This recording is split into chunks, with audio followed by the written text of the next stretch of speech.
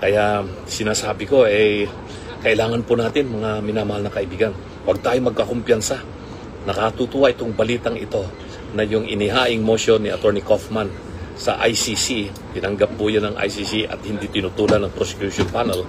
So malamang magkakaroon, mga minamahal na kaibigan, ng pagkakataon ang ating mahal na Tatay Digong na pansamantala po siyang makalaya sa ICC detention. Kung saang bansa, hindi po natin alam kasi sikreto po yun. Malalaman na lamang po natin pag nagkaroon na ng desisyon ang ICC. Pero sa aking palagay, dahil nga po hindi po ito tinututulan ng prosecution, ay magkakaroon ng pagkakataon ang ating Tatay Digong na makalaya pansamantala sa kanyang detention sa atin. Magandang tanghali ang mga minamahal na kababayan at ang ating mga minamahal na mga kapwa magsasaka at mga overseas Filipino workers natin.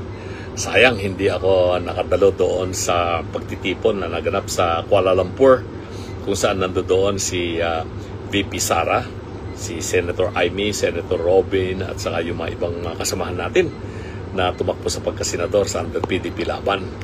Nagkataon kasi na may nauna akong kompromiso na schedule kaya hindi ako nakasama doon sa Kuala Lumpur. Dito pa rin po ako sa China, dito sa Jiangsu Province kasi naging speaker din po tayo rito sa naganap na international conference ng mga civil organizations, mga friendship associations sa Asia, sa Europe, sa America, Africa at saka dito sa Asia. At isang ata po tayo sa nakumbida at nakapagbigay naman tayo ng ating pahayag kung ano yung dapat gawin upang mapanatili natin ang kapayapaan, peace sa buong mundo. Yun ang gusto natin. Ang gusto natin ay progress and development at nang maibsan ang kahirapan ng mga tao sa buong mundo. Kaya po tayo nandito. Pero yung mga susunod na pagtitipon siguro nagaganapin sa ibang mga bansa ng ating mga minamahal na overseas Filipino workers, baka po makadalo tayo. Abangan po ninyo po dyan sa Japan. Baka matuloy po ako itong first week po ng July. Mayroon po akong schedule na pupunta po dyan sa Tokyo. Baka magkita-kita tayo, yung ating mga minamahal na kababayan po dyan sa Japan. At makapag-uusap naman po tayo. Pero ang ating pag-uusapan ngayon ay tungkol dito sa napabalitang interim release ni PRRD, ni Tatay Digong. Tulad ng nabanggit ko kanina, in passing, na nagsampa ng motion ang abogado ni PRRD at itong kanyang motion ay hindi po inopose o hindi po sinalungat ng prosecution panel ng ICC at meron na rin daw pong bansa na membro ng ICC na willing na tumanggap kay Tatay Digong kung siya man po ay mabibigyan ng interim release o temporary release, probational release, yung tawag po dyan, para bang nakapagpiyansa siya.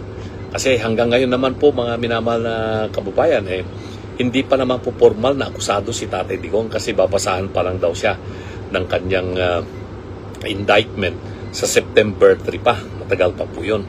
Pero dahil sa mga naglalabasang mga balita, naglalabasang nakita naman natin na talagang imbento lahat yung mga ginawa nilang mga pagsasakdal sa kanya. At alam naman po natin kung sino-sino itong mga grupong ito. Unang-una po dyan, maingay na maingay po yung mga makakaliwang mga terorista.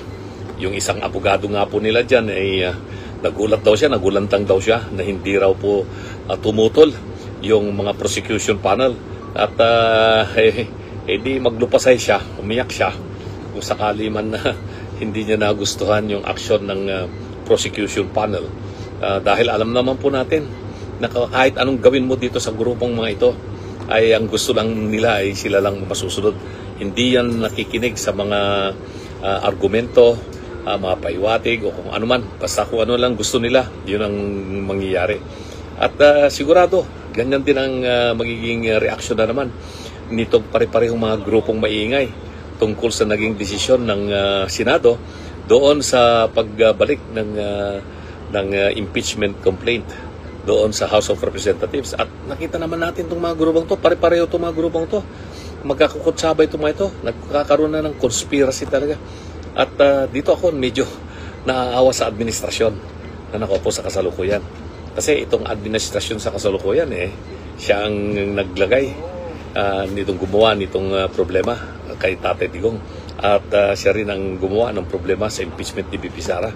Pero lumalabas na yung mga nakikikutsaba sa kanilang mga grupo, itong grupo ng Dilawan na naging Pinklawan, na itong grupo ng mga makabayan daw kuno pero mga teroristang grupong ito, at mga grupo ng mga oligarko, mga elitista na magmamayari ng mga mayayamang mga eskwelahan, at pati na rin po itong mga religious groups na sumasawsaw.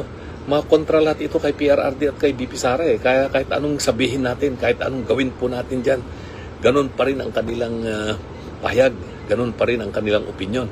At kaya tingnan po natin ang kanilang mga ginagawa. Ay talaga naman pong hindi para sa sampay ng Pilipino ang nais nila, kung hindi pang sarili lamang po nilang political interest, mapanatili nila ang kanilang mga pwesto, sarili nila, yung kanilang mga programa para sa sarili nilang kapakinabangan. Pero naghihirap ang mahigit 80 milyong Pilipino. Ayan, kaya nga sinabi ko nga noon nung kahapon tungkol po sa kalayaan ng Pilipinas, hindi magiging ganap ang kalayaan at kasarinlan ng Pilipinas kung ang maraming mga Pilipino ay patuloy na naghihirap. Kaya iyon ay isang problema po natin. At kaya sinasabi ko kailangan po natin, mga minamahal na kaibigan, huwag tayo magkakumpiyansa. Nakatutuwa itong balitang ito na yung inihaing motion ni Attorney Kaufman sa ICC, tinanggap po yan ng ICC at hindi tinutulan ng prosecution panel. So malamang magkakaroon, mga minamahal na kaibigan, ng pagkakataon ang ating mahal na Tatay Digong na pansamantala po siyang makalaya sa ICC's detention. Kung saang bansa, hindi po natin alam kasi sikreto po yun. Malalaman na lamang po natin pag nagkaroon na ng desisyon ang ICC. Pero sa aking palagay, dahil nga po hindi po ito tinututulan ng prosecution, ay magkakaroon ng pagkakataon ang ating Tatay Digong na makalaya pansamantala sa kanyang detention sa Dahig. Ito naman pong binasurang impeachment kung hindi na binasura, ibinalik sa Kongreso ng Pilipinas. Ay, ang iingay. Ang iingay ng mga pari, ang iingay ng mga obispo, ang iingay ng mga ibang mga akademisyan na ay alam naman natin talagang kontra sila sa mga Duterte. Kontra sila sa atin.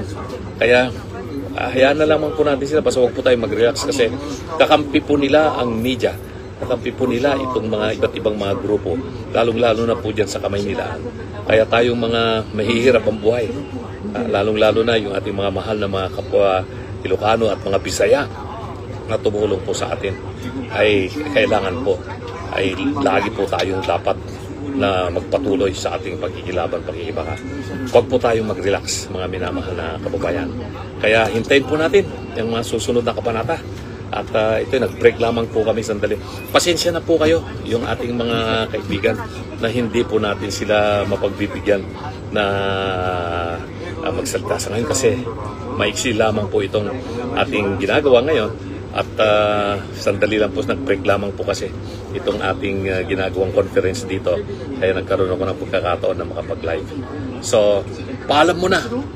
Adios, mi amigos, mi amigas.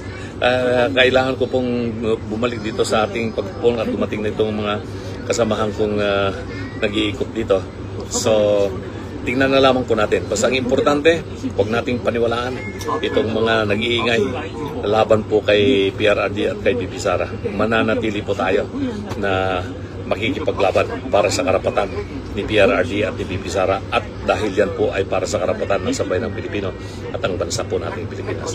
Maraming salamat, mga minamahal na kabayan, at paalam muna dahil pagpatuloy natin at ang ating ginagawa rito ngayon sa ating pag-ikot, pagdalo po nito sa International Conference sa ating kinaroroonan ngayon dito sa syudad ng Jiangsu dito sa China.